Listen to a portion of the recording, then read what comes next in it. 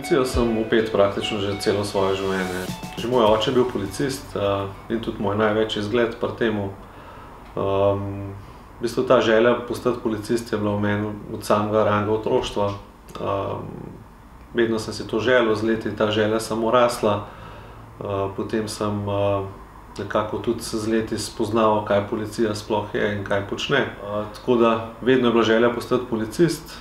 Sam potek moje kariere pa me je privedel do tega, da trenutno delam v kriminalistični službi. Zdaj, v mojem času, ko sem jaz opravil šolanje, je bilo malce drugačno kot danes. In sicer takrat smo imeli srednjo policijsko šolo, kamor smo šli v bistvu že z rosnimi 14 leti na šolanje. Sedaj imamo policijsko akademijo oziroma višjo policijsko šolo, kamor se vpiše lahko kandidat po opravljeni srednji šoli. Torej najprej moraš imeti opravljeno srednjo šolo, šele potem se lahko vpišeš na policijsko akademijo. Sam sem po nekaj letih na terenu tudi v bistvu vpisal visoko šolo, se pravi Fakulteto za varnostne vede, kjer sem zaključil študij. V bistvu ravno ta študij pa mi je v bistvu potem odprl vrata za nadaljevanje policijske kariere.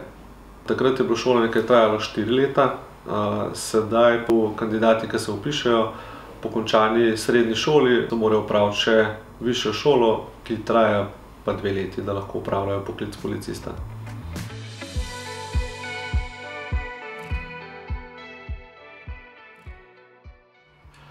Lahko rečem, da je predvsem veliko dela z ljudmi.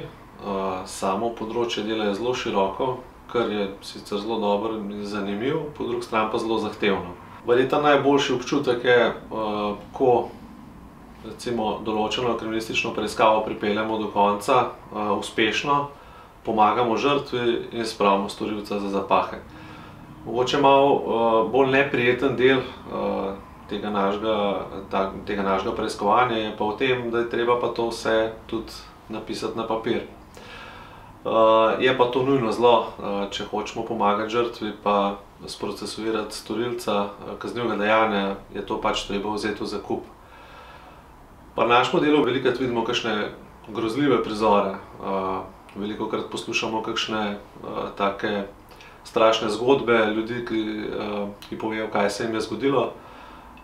Treba je nekako iti čez to, takrat nekako odmisliti, pomagati ljudem, pa v bistvu jim nuditi pomoč, pa speljati samo preiskavo do konca s ciljem, da se zadosti pravici, pa pomaga žrtvi seveda. Če bi si mogel drug poklic izbrati, bi se resnično težko odločil. Tako kot sem rekel, vedno sem si želel biti policist, ampak če bi že mogel, bi verjetno ostal nekako v poklicih, ki so v sistemu zaščite in reševanja pa pomoči ljudem.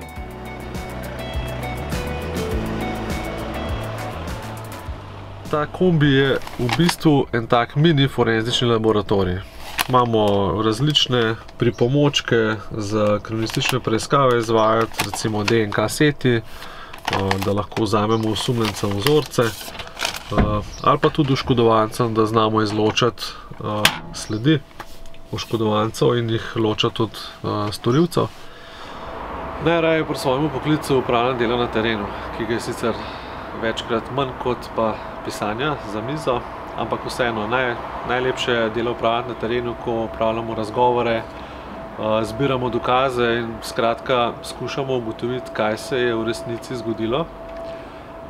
Tako da v bistvu je uspešna kriminalistična preiskava z zaključkom, ko lahko pomagamo ljudem, pa ugotovimo resnico, kaj se je zgodilo, je nekako sama po sebi nagrada preiskovalcev. Moj vsakdan izgleda nekako tako, da običajno začnemo delo zjutraj, pregledamo varnostne dogodke preteklega dne ali pa preteklega vikenda, takrat, ko smo bili pač odsotni.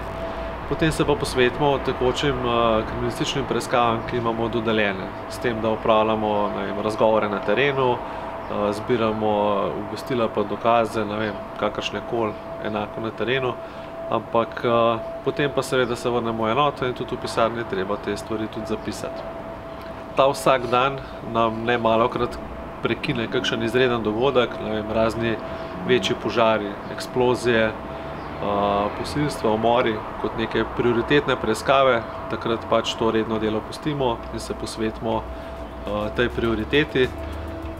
Kar pa pomeni, da nikoli ni monotono, ker noben dan, ko prideš v službo, ne veš, kaj te tisti dan čaka na delu.